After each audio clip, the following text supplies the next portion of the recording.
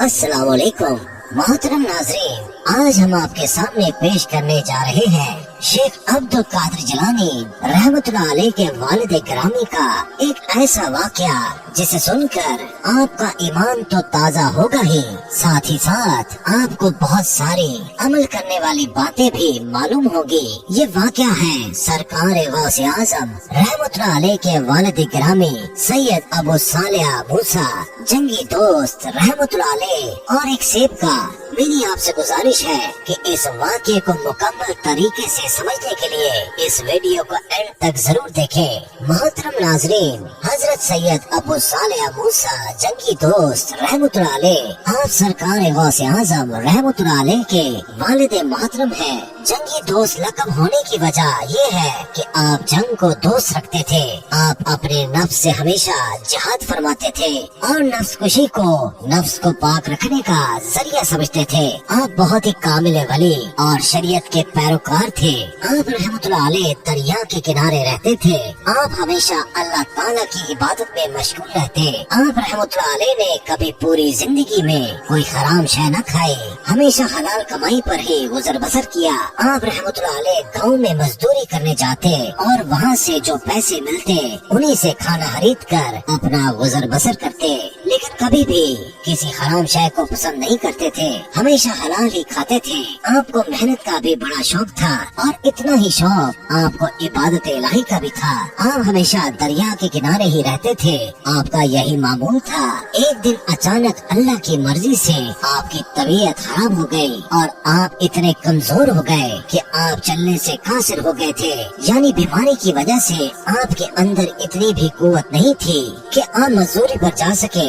आपके पास पैसे भी खत्म हो चुके थे, इसलिए खाने के लिए कुछ न था। ये तो अल्लाह ताला की तरफ से इम्तिहान था।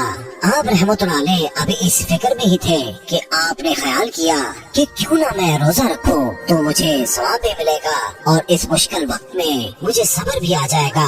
तो आप रहमतुल्लाह अलैह ने दूसरे ही दिन पानी से सहरी की और रोजा रख लिया। जब शाम हुई तो आपने पानी से ही रोजा खोल लिया। ऐसे ही कुछ दिन बीत गए। कमजोरी की वजह से आपको बेहोशी होने लगी।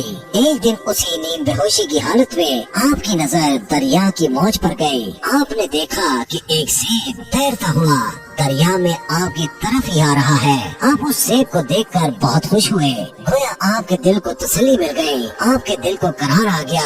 आपने अल्लाह ताला का शुक्र अदा किया। उस दिन भी आप रहमतुल्लाह अलैह रोजा से थे, तो आपने सोचा कि आज मैं रोजा इस सेब से ही खोलूंगा, अब मुझे करार मिल जाएगा और मेरी भूख भी मिट जाएगी। आप उस सेब का इंतजार किनारे पर बैठकर करने लगे। वो बहता बहता आपके पास आया, आपने उसे उठा लिया। जैसे ही इफ्तार का वक्त हुआ तो आपने वो सेब नोश फरमा लिया।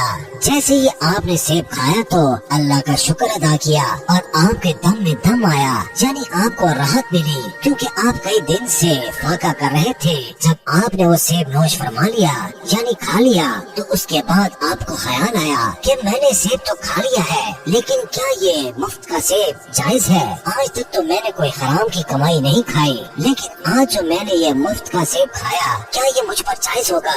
ये सोचकर वो बहुत परेशान हुए और आप रहमतुल्लाह अलैह ने सोचा कि जिस जगह से ये सेब आया है क्यों ना उस तरफ जाया जाए और जिस दरख्त से ये सेब गिरा है उस दरख्त के मालिक से माफी मांगी जाए। अगर इसका मालिक मुझे माफ कर देगा तो मेरा ये गुनाह धुल जाएगा।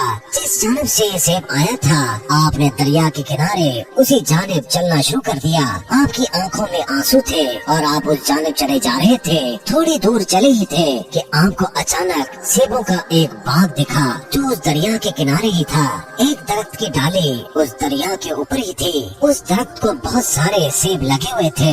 आपने ख्याल फरमाया कि हो न हो ये सेब इसी दरख्त का है जो गिरकर और दरिया में बहकर मुझ तक पहुंचा है। आपने जैसे ही उस बाग को देखा तो उसकी जानिब गए। आप जैसे ही बाग में दाखिल हुए तो आपने देखा कि एक बुजुर्ग इबादत में मशगूल है। आप वहीं पर खड़े होकर इंतजार करने लगे।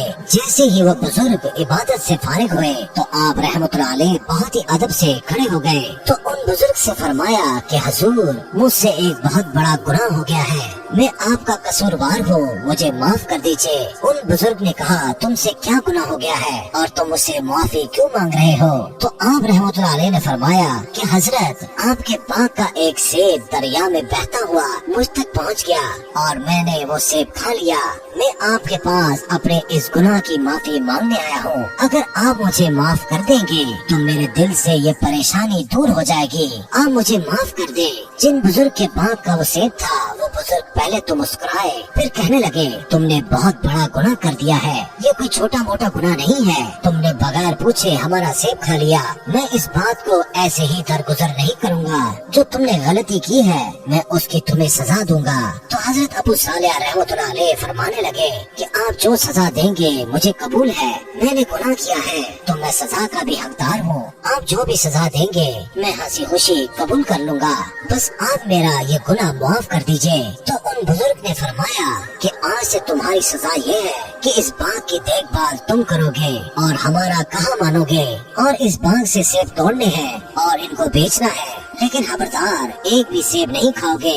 हजरत अबू सालेह रहमतुल्लाह अलैह ने फरमाया, जो आप बोल रहे हैं मैं वो सब करूँगा, मुझे ये सजा मंजूर है। उसके बाद आप रहमतुल्लाह अलैह ने अपना मामूल बना लिया कि सुबह शाम बाग की देखभाल करते, सेब बेचते और इबादत इलाही में मशगूल रहते। वो बुजुर्ग आप पर नजर रखे हुए थे। उन्हें आपकी हर एक अदा बहुत अच्छी लगती थी, क्योंकि आप असूलों के मुताबिक ही काम कर रहे थे। हजरत अबू सालेह रहमतुल्लाह अलैह को खिदमत करते करते कई बरस बीत गए। एक दिन हजरत अबू सालेह रहमतुल्लाह अलैह उन बुजुर्ग के पास गए और कहने लगे कि हुजूर, मेरी सजा कब पूरी होगी और मैं कब अपने घर वापस जा पाऊंगा? उन बुजुर्ग ने फरमाया कि अभी कुछ और वक्त बाकी है, उसके बाद तुम्हारी सजा पूरी हो जाएगी। हजरत अबू सालेह रहमतुल्लाह अलैह ने फरमाया, ठीक है, आप जैसा कहते हैं मैं वैसा ही करूँगा। उसके बाद आप रहमतुल्लाह अलैह वापस बाग की देखभाल करने लगे। कुछ सालों बाद फिर एक दिन उन बुजुर्ग की बारगाह में गए और कहने लगे कि मेरी सजा अभी तक पूरी हुई कि नहीं? तो उन बुजुर्ग ने फरमाया कि तुम्हारी सजा पूरी हो चुकी है, लेकिन अभी मैं तुम्हें ऐसे नहीं छोड़ूंगा, ऐसे नहीं बख्शूंगा। अभी भी मेरी एक शर्त है। आप रहमतुल्लाह अलैह ने कहा कि शर्त? कैसी शर्त? आपकी कौन सी शर्त है? तो उन बुजुर्ग ने फरमाया कि मेरी एक औलाद है, एक लड़की है, वो मुंह से गूंगी है, कानों से बहरी है, आंखों से अंधी है और पैरों से अपाहिज है। वो नौजवान हो चुकी है और मेरे दिल का चैन भी है और मैं उसकी शादी करना चाहता हूँ। फिर उन बुजुर्ग ने फरमाया, तुम्हें मेरी बेटी के साथ निकाह करना होगा, तुम्हारी गलती फिर माफ होगी। हजरत अबू सालेह रहमतुल्लाह अलैह ने फरमाया कि ठीक है, आप जो चाहो वो करो, लेकिन मेरी गलती माफ कर दो। फिर उन बुजुर्ग ने अपनी बेटी का निकाह हजरत सालेह रहमतुल्लाह अलैह से कर दिया और आप रहमतुल्लाह अलैह को वहीं पर रहने के लिए कमरा भी दे दिया, ताकि आप अपनी शरीके हयात के साथ वहीं पर रह सके। जब आप दोनों का निकाह हो गया, आप रहमतुल्लाह अलैह जब अपने कमरे में दाखिल हुए जहाँ पर दुल्हन थी, आप रहमतुल्लाह अलैह ने जैसे ही अपनी दुल्हन पर नजर डाली तो वो बिल्कुल सही सलामत थी, उसके अंदर कोई ऐब नहीं था। तो वो घबरा गए, सोचने लगे कि मेरी दुल्हन तो अंधी है और पैर से भी अपाहिज है और बेजुबान भी है, लेकिन ये तो बहुत खूबसूरत और सही सलामत है। शायद ये कोई और लड़की है जो यहाँ पर आ गई है। जैसे ही आपको लगा कि कोई और औरत है, आप भागते हुए कमरे से बाहर आ गए और दौड़ते हुए उन बुजुर्ग के पास पहुँचे और उनसे कहने लगे कि हुजूर, कमरे में तो कोई और औरत है, मेरी दुल्हन अंदर नहीं है।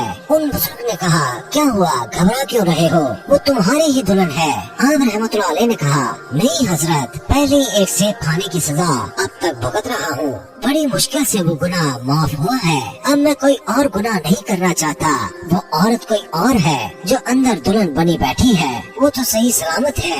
उन बुजुर्ग ने कहा कि घबराओ नहीं, वही तुम्हारी बीवी है, लेकिन वो कानों से बहरी इसलिए है कि उसने गैर महरम से हम कलामी अभी तक नहीं की, और जुबान से गूंगी इसलिए है कि उसने कभी भी गैर महरम से बात नहीं की। नबीना वो इसलिए है कि उसने नामहरम को आज तक नहीं देखा। वो पाँव से अपाहिज इसलिए है कि ये गैर महरम तक चलकर कभी नहीं गई। ये बहुत आबिदा है और अल्लाह की बहुत ही नेक बंदी है, हमेशा इबादत में मशगूल रहती है। तुम बहुत खुश नसीब हो कि तुम्हें ऐसी दुल्हन मिली, और वो भी बहुत खुश नसीब है कि उसे तुम्हारे जैसा दुल्हा मिला। उसके बाद उन बुजुर्ग ने कहा कि जाओ, मैं तुम्हें खुशहाल रहने की दुआ देता हूँ, तुम दोनों हमेशा ہمیشہ خوشحال رہو اور اللہ تعالیٰ ہمیشہ تم دونوں پر اپنی رحمتیں برساتا رہے۔ آپ رحمت اللہ علیہ اور آپ کی دلہن دونوں خوشی سے ساتھ رہنے لگے۔ اللہ تعالیٰ نے ان نیک جوڑے کو حضرت شیخ عبد القادر جیلانی رحمت اللہ علیہ جیسا بیٹا عطا کیا۔ سبحان اللہ۔